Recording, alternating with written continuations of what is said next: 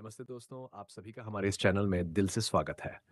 आज के इस वीडियो में हम जानेंगे बिना कोर्ट गए कैसे अपनी ज़मीन से अवैध कब्जा खाली करा सकते हैं और इसी से जुड़ा माननीय सुप्रीम कोर्ट का एक अहम फैसला।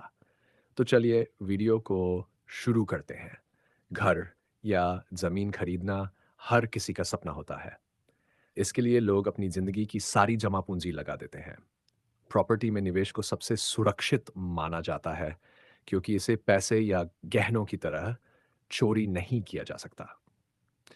लेकिन कई बार ऐसा होता है कि ज़मीन या मकान पर अवैध कब्जा हो जाता है, जिससे लोग बेहद परेशान हो जाते हैं और उन्हें यह समझ नहीं आता कि क्या कदम उठाएं। पिछले कुछ वर्षों में ऐसे मामलों में तेजी आई है और प्रॉपर्टी विवादों से जुड़े कई मामले अदालतों में लंबित हैं, जिन पर अभी तक सुनवाई नहीं हुई है। लेकिन अगर आपकी ज़मीन या घर पर किसी ने कब्जा कर लिया है, तो आपको घबराने की ज़रूरत नहीं है। अब आप बिना कोर्ट गए और बिना कानूनी सहायता के भी अपनी प्रॉपर्टी से अवैध कब्जा हटा सकते हैं। अब जानते हैं सुप्रीम कोर्ट का फैसला।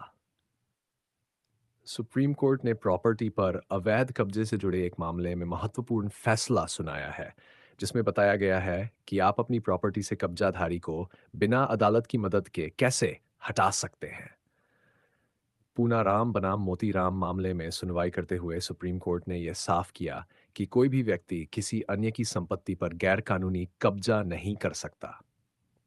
यदि कोई व्यक्ति आपकी प्रॉपर्टी पर कब्जा कर लेता है, तो पीड़ित पक्ष स्वयं बल प्रयोग करके उस कब्जे को हटा सकता है। लेकिन याद रहे, आपके पास प्रॉपर्टी का वैध टाइटल होना चाहिए।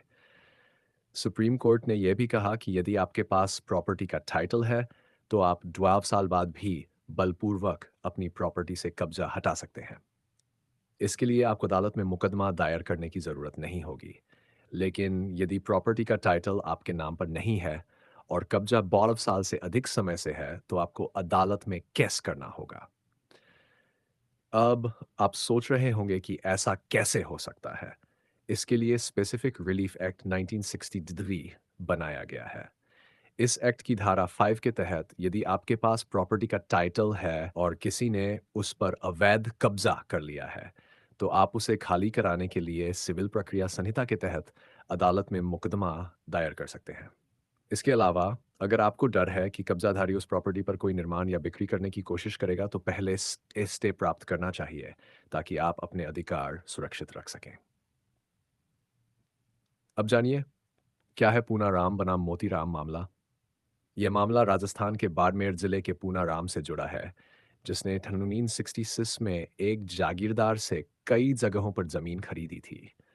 जब पूनाराम ने जमीन पर मालिकाना हक का दावा किया, तो उसे पता चला कि उस जमीन पर मोतीराम नामक व्यक्ति का कब्जा है, जबकि मोतीराम के पास जमीन के कोई कानूनी दस्तावेज नहीं थे।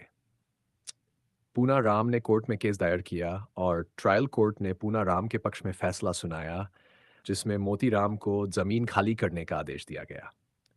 लेकिन मोतीराम ने इस फैसले को राजस्थान हाई कोर्ट में चुनौती दी, जहां हाई कोर्ट ने ट्रायल कोर्ट के फैसले को पलटते हुए मोतीराम के कब्जे को वैध ठहराया। इसके बाद पूनाराम ने सुप्रीम कोर्ट में अपील की।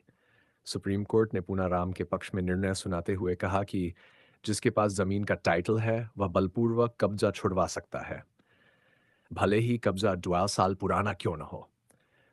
मोतीराम ने तर्क दिया था कि उसका कब्जा 12 साल से अधिक समय से है और लिमिटेशन एक्ट की धारा 68 के अनुसार ऐसे मामलों में कब्जा नहीं हटाया जा सकता। लेकिन सुप्रीम कोर्ट ने यह दलील खारिज कर दी और कहा कि यह कानून सिर्फ उन जमीनों पर लागू होता है जिनका कोई मालिक नहीं होता। अगर जमीन का मालिक मौजूद है और उसके पास वह टाइटल है, तो वह साल बाद भी कब्जा हटवा सकता है।